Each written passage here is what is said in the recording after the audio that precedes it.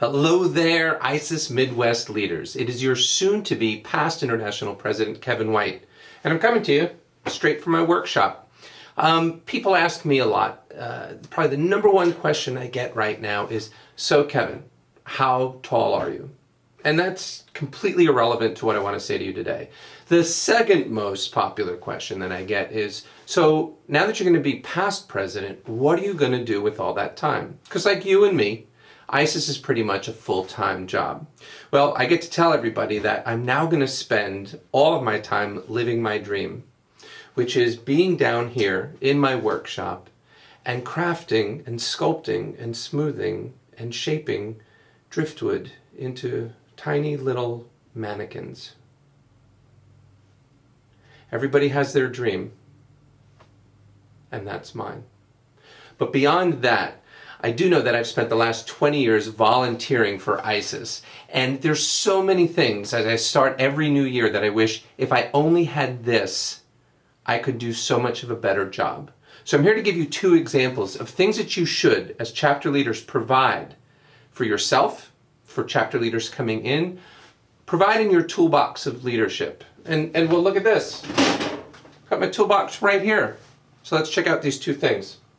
Very first thing is not an iPad, but the ISIS website. The website is great, but what's more important is on the website is ISIS International's strategic plan. And every chapter should have a 3 to 5 year strategic plan.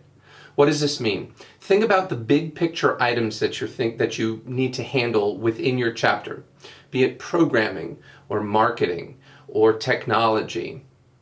And look where you are and where you want to get to, and then map that out in small, completable steps for the next 3 to 5 years.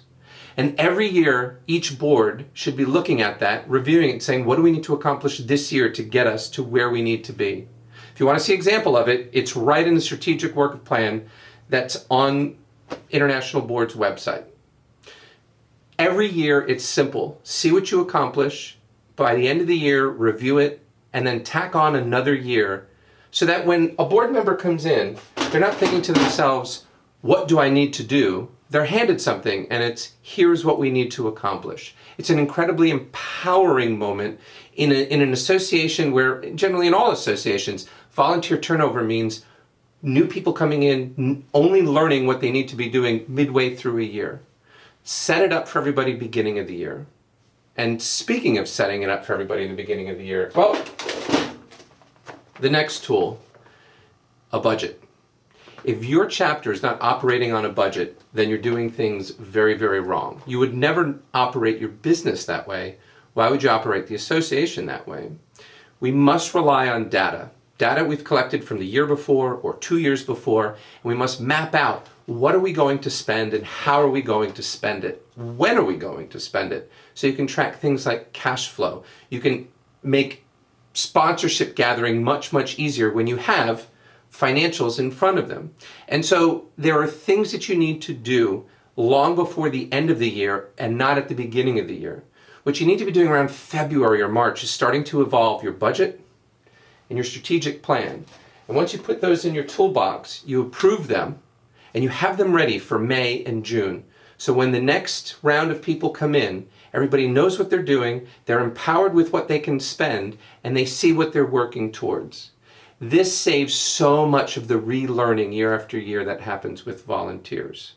So I hope you can take those two items, think about them, plan them for the middle to 3/4 of the way into the year to be finished, completed, and approved so they can be handed in June to the next group coming in. With those in your toolbox, you should have a great, great year. I say good luck, congratulations, I'm excited for you. I think you're going to have an amazing year this year in the Midwest. If you want, write me. I'm literally just going to be sitting down here carving driftwood. Thank you all. See you in New Orleans.